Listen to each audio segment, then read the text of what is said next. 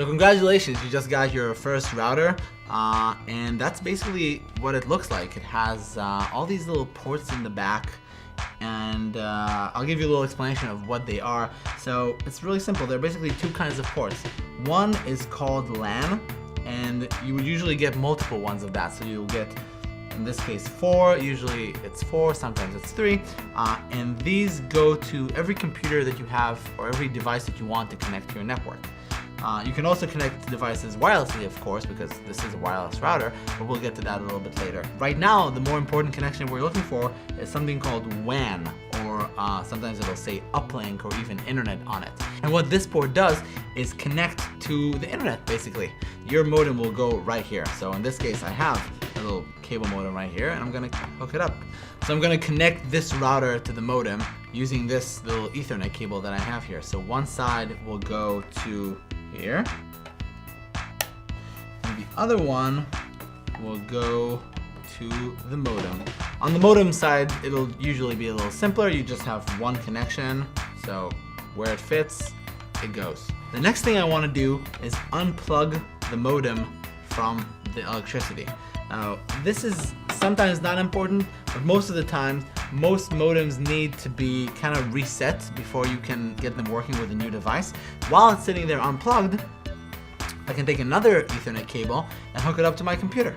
So I'm going to use one of the 4 LAN ports in the back. Doesn't really matter which one, they should all work.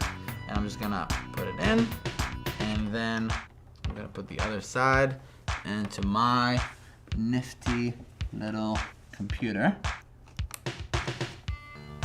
So what is happening right now is basically the computer is talking to the router and it's asking it for something called an IP address, which is kind of like a number that tells the computer, this is who you are on my network.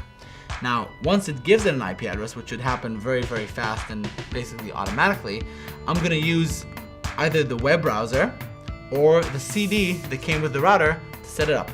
And the setup will take us through the process of telling the router, what kind of internet connection are we using? So if you're using a cable modem, most of the time it'll be a completely automatic setup. You just plug it in and it'll work. Or if you're using a DSL modem, sometimes you'll have to enter a username and password for the router to know how to connect to the internet using the modem. The second thing you will set up that's very important is your wireless network. So you'll set up the name of your wireless network and the password that will protect your wireless network from, nosy neighbors or people you don't want to go on your files. The last thing that I recommend setting up is the router password. Now, the router password is different from the wireless password because the wireless password just limits access to the internet for all the wireless devices.